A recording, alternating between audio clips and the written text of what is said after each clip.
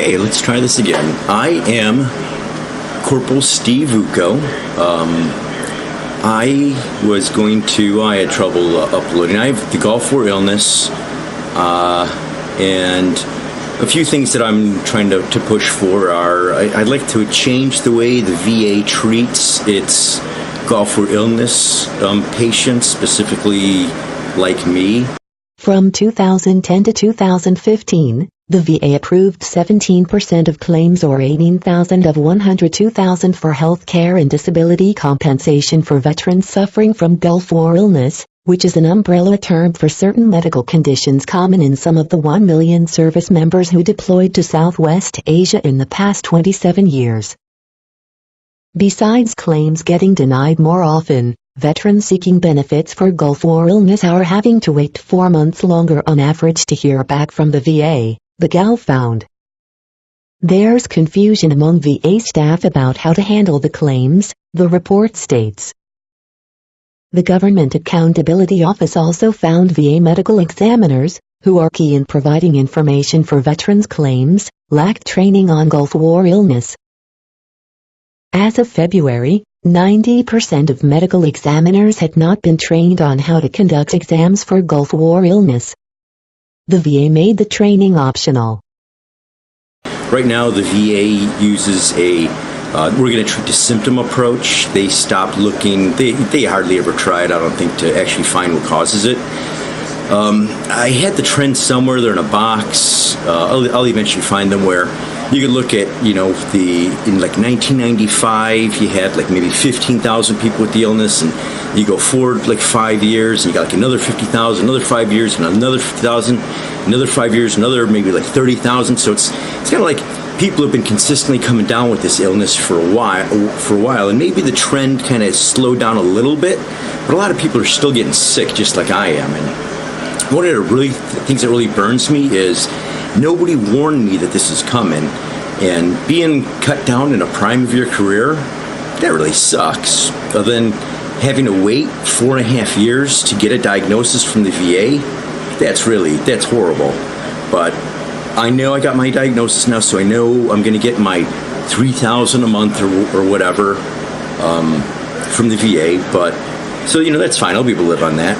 But the thing I'm worried about is I know there were still people getting sick 5 years ago when I got sick. I have no idea what that number is. Back then, it was like 30% of the people that fought in the Gulf War had this issue. And, now it's, I don't know, it's got to be close to like 30-40%. It's insane.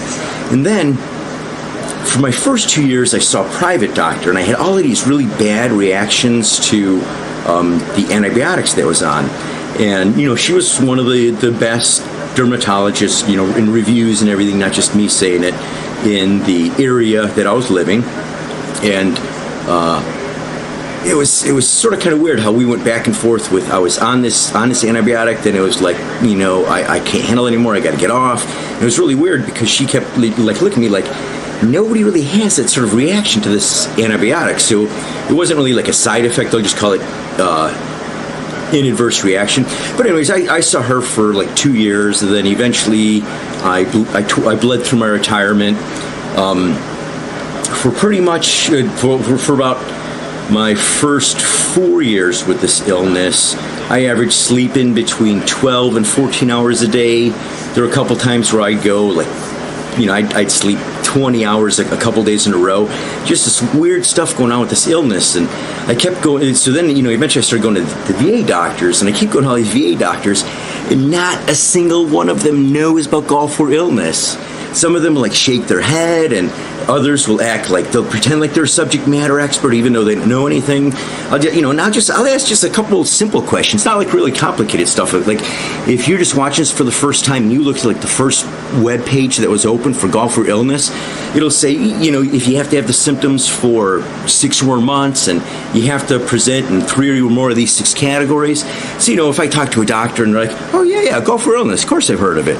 I'm like, yeah. I'm like, so, of the 6 categories, I have like 5, I have symptoms in 5 of the 6 categories. I go, you know about the categories, right? And they'll sit there and go, And they go, tell me about the categories. And then they know I caught them fucking bullshit me again.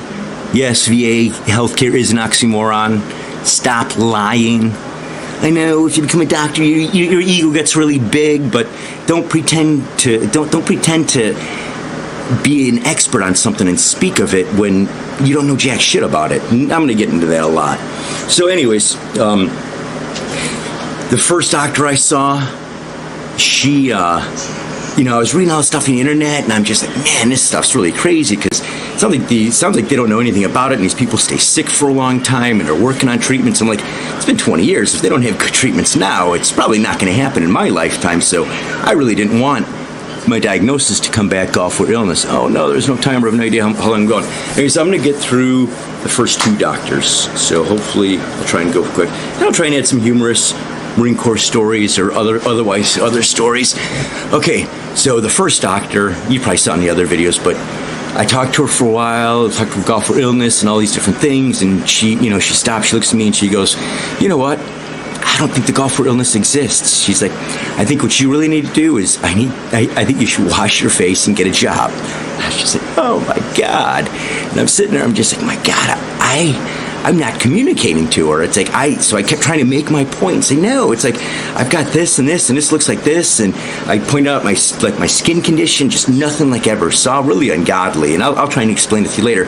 And she's just like, she thought she'd fool me by like switching a Latin. She's like, you've got cystic vulgaris, or however you pronounce it. I'm sitting there, I was raised Catholic. I'm like, you're calling this acne? And I'm just like, are you kidding me? And that's where I kind of knew. Okay, then I'm like, well, maybe she's just the first doctor. She doesn't know anything about it.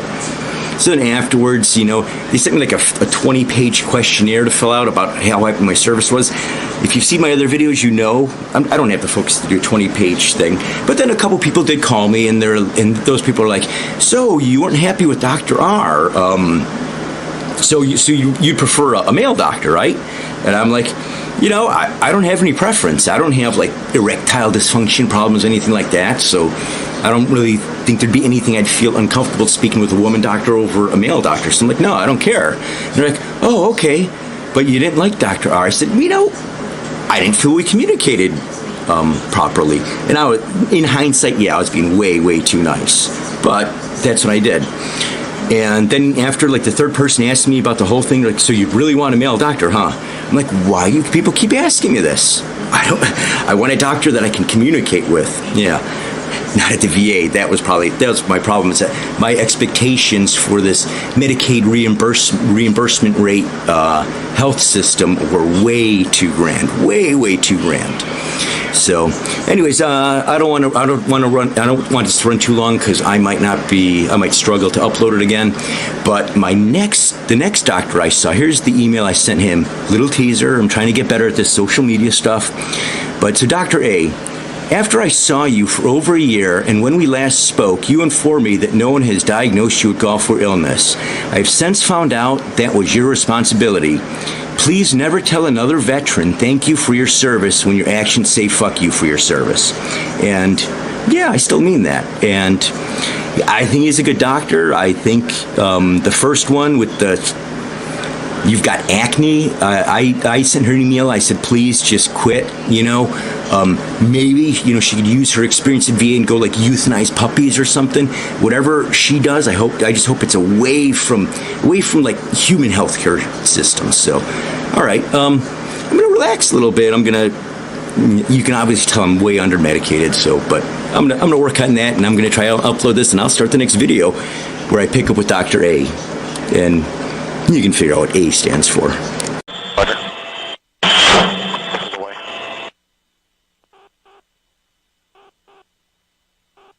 Good impact. Target destroyed.